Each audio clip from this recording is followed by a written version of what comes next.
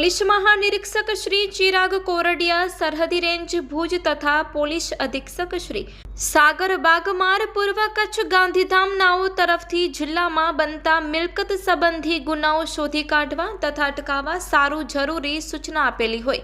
જેથી જિલ્લાના અલગ અલગ પોલીસ સ્ટેશનોમાં દાખલ થયેલ ઘરફોડ ચોરીઓના ગુનામાં ચડ્ડી બનિયાનધારી ગબી ગેંગ સંડોવાયેલ હોવાની બાતમી આધારે એલસીબીની ટીમ દ્વારા અલગ અલગ પોલીસ સ્ટેશન વિસ્તારમાં જઈ સીસીટીવી ફૂટેજ ચેક કરી ટેકનિકલ એનાલિસિસ તથા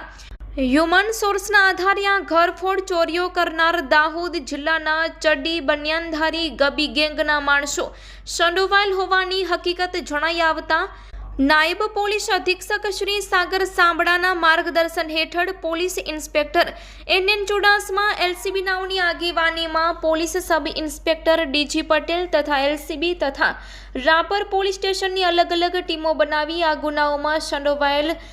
ગબી ગેંગના આરોપીઓની અલગ અલગ જગ્યાએ તપાસ કરી હડમતિયા ગામ તાલુકો ટંકારા ખાતેથી 2 આરોપીઓને ચોરીના મુદ્દામાલ સાથે પકડી પાડવામાં આવ્યા છે. તેમની વિરુદ્ધ કાયદેસરની કાર્યવાહી કરી આગળની કાર્યવાહી માટે રાપર પોલીસ સ્ટેશનને સોંપવામાં આવ્યા છે.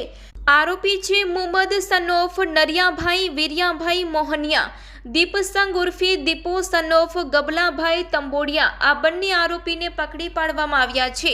જ્યારે ગબી ઉર્ફે ગોપાલ ઉર્ફે પોપટ સનોફ વીરિયાભાઈ ખીમલાભાઈ મોહનિયા અને બાબુ સનોફ નારસિંગ વહુનિયા આ બંને આરોપી પકડવાના બાકી છે. તેમની પાસેથી સોનાની લગડી વજન 25.7 ગ્રામ, જેની કિંમત ₹1,25,350 અને મોબાઈલ ફોન નંગ 2 જેની કિંમત ₹15,000, આમ કુલ કિંમત